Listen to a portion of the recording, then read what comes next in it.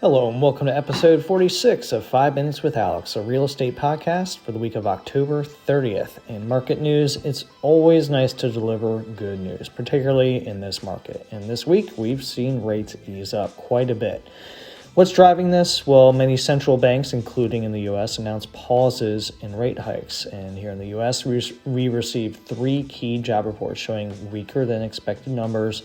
And it seems to show that the labor market is starting to soften. Finally, if you go back to my last few months' episodes, a common theme has been crazy hot labor numbers, which don't seem to make sense with what we're seeing on the ground. So these are finally starting to point to an economy that's slowing down, which is exactly what the Fed wants to see, and rates will follow. So what does this mean for you? If you have any new listings hitting the market this week, you should see some good activity, or if you had a listing that's been languishing on the market for a little bit, this should be the bump that you need to get an offer in. Also, if you have any buyers, take the opportunity to get them off the sidelines. It's been defeating for a lot of buyers who feel like interest rates are keeping them on the sidelines, that rates are just constantly rising. So it's important that we point out that rates can also change for the better like they have this week. In the mortgage corner, I want to take some time again to cover this very important topic, which is a great opportunity for you to provide value and educate clients, which not enough of your peers are doing, quite honestly. So I want to talk about trigger leads.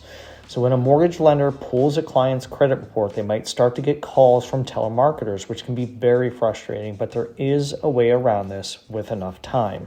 What's happening is that the credit bureaus are selling that client's information with what are called trigger leads. Mortgage companies are paying the credit bureaus to give them contact information of anyone who is having their credit pulled by a mortgage company.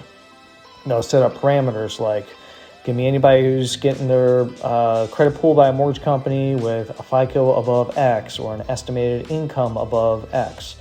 So how do we stop it? Well, the first thing that I do as the mortgage lender is to tell clients that they can go to optoutprescreen.com. They can remove themselves from these lists in a matter of seconds.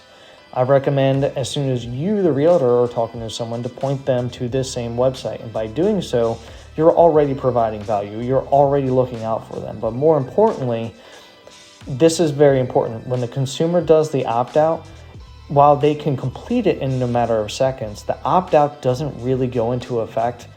I'm hearing anywhere from 3 to 5 business days. So what that means is they might opt out, but if they have their credit pulled right after that, they haven't actually been scrubbed from that list.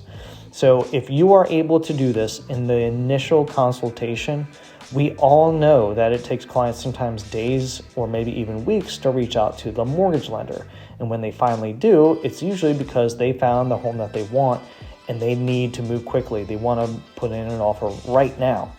So I can walk them through that opt-out process, but again, if they need a pre-approval in 24 hours, there's no way for me to avoid these phone calls.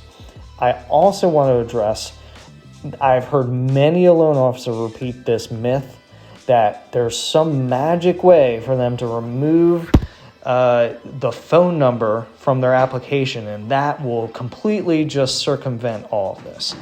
Well, this is not true. I will also add that it is comically untrue. And if you really think about it, the credit bureaus are huge depositories of information. They know our address, our employers, creditors, income. Do you really think that they don't have the consumer's phone number? Of course they do. So me as a mortgage lender removing a phone number, say, from their application, that affects nothing. The credit bureaus already have their phone numbers. I, as a mortgage lender, there's no way for me to kind of like work around this. It's just going to the opt-out site, opting out, and waiting enough time period. Once they do that, they're safe. Finally, this week's quote, coffee is for closers. So let's go close some deals, put some people into homes this weekend.